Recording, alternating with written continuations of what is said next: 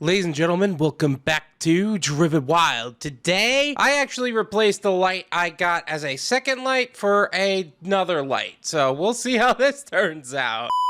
Today, we are talking about, are you flying a plane for Doordash? Doordash driver says she makes $1,900 a week, sparking debate. So when I saw this, the first thing I thought was, did they reuse this headline shot? The second thing I thought of was $1,900 a week is a lot. And you know what? I think that when it comes to Doordash, there is something we can all learn from that. So when it comes to Doordash and making $1,900 a week, there's something that this person is either doing that we're not knowing about, or this person is from California, where Prop 22 actually covers about 500 or so of that. But who knows? But with that said, I'm curious to see what's being said here. Let's get started. A Californian driver called it.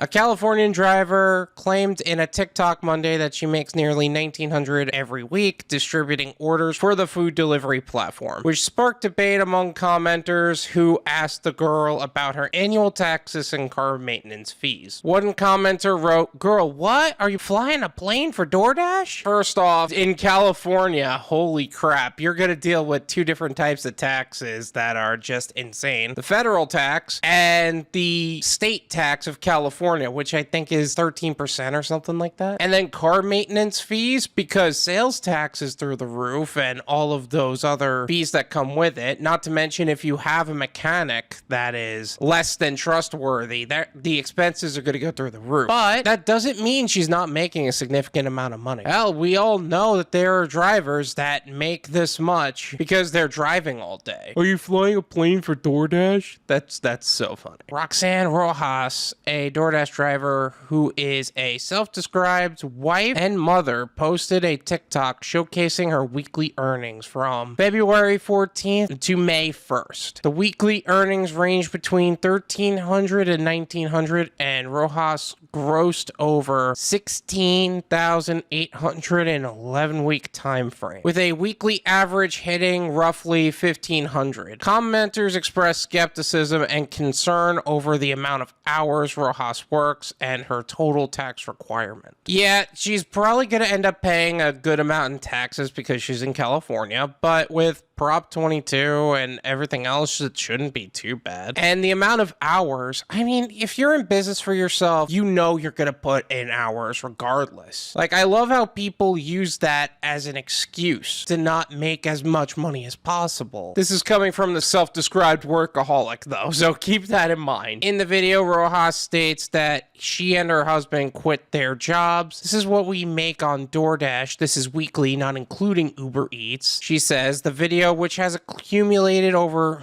2.6 million views and has over 300,000 likes and 5,700 comments. The things you do for content, huh?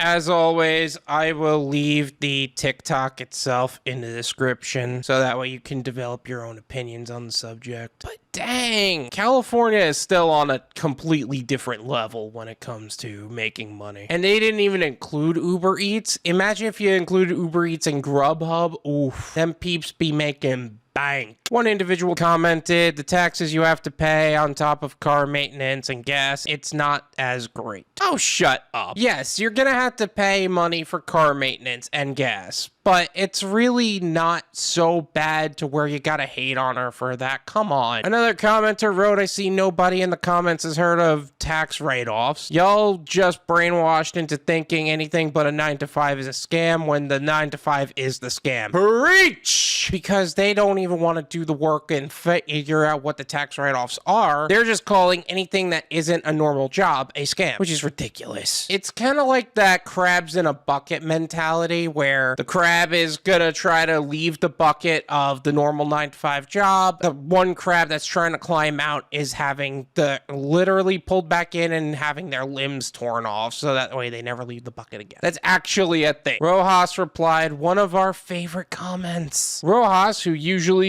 posts faith-based content, now posts DoorDash tips and tricks for those who strive to meet the same delivery goals. In a video regarding their car's mileage, Rojas and her husband state that they are using a car that can run 30 to 40 miles per gallon is helpful. Her husband also stated that using the schedule function on the DoorDash app allowed the two of them to work smarter, not harder. Yeah, so if you utilize the schedule tab to actually put yourself in, you actually get a priority over those who click Dash Now. That's why I don't believe that Top Dasher is all that hype, because your priority doesn't go up as high. It is such a manipulative thing that DoorDash does. Another video details that the pair works together to handle deliveries. Rojas usually in the driver's seat and her husband occasionally tagging along in the passenger seat to help out. So yeah, a lot of couples end up doing this, and it's so good when they do, because one person can drive, the other person runs in and out. You don't have to worry about parking. You don't have to worry about the parking popo. Rojas did not immediately respond to the Daily Dot's request for comment via TikTok comment. DoorDash, which was founded in 2013, stated on its website that all an individual needs to become a Dasher is a mode of transportation and a smartphone. The California-based company wrote that Dashers are their own bosses and have the flexibility of choosing when,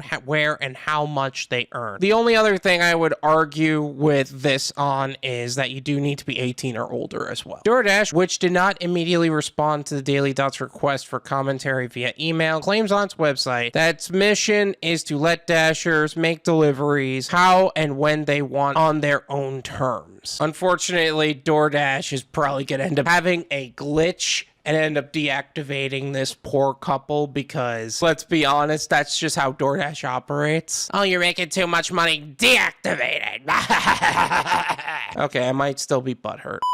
Although Rojas and her husband exceed their delivery goals, some viewers in the comments claim that working for DoorDash is challenging. It depends on your market. Again, California is a great place to work as far as DoorDash goes. As far as the taxes and actual living there is a completely different story. I mean, people aren't moving to income tax-free states because they feel as if it's a good place to live.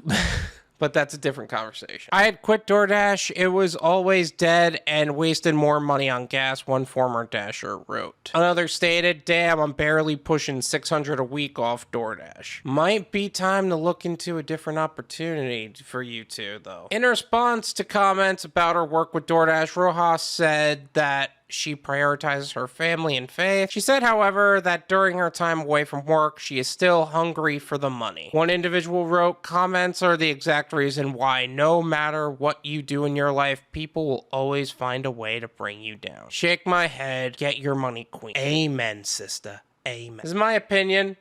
It's worth what you pay for it. None of you pay me. There you go. I think she is doing excellent for DoorDash, regardless of how much she makes or how much time she puts in. Most people don't even approach this number, even if they do commit a literal week into it. In the TikTok, 1900 was her best week. 19, 20, 39. For me, my best number during a week with just DoorDash, I think it was 1500. And that was before I got deactivated. But that's not the point. The point is, the best thing you could do is just keep hammering on. You know what I'm talking about? This is not totally abnormal. This is actually very good to hit in California. Sure, Prop 22 is probably helping her out a good amount. I think that a lot of people would read the comments from a lot of the people that are hating on this person. These are crabs in a bucket. They're just gonna rip her apart for no reason. And then there are also other crabs that are gonna join in the ripping apart of the other crab. And it sucks because it almost feels like you can't win without somebody being all butthurt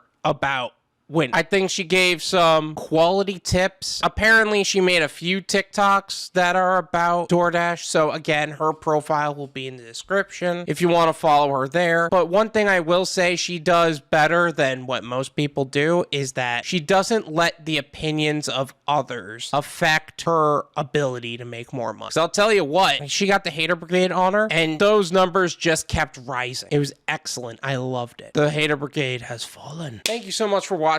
I really appreciate it. As always, make sure to hit the like button, subscribe if you're new, and I'll see you guys next time. Peace.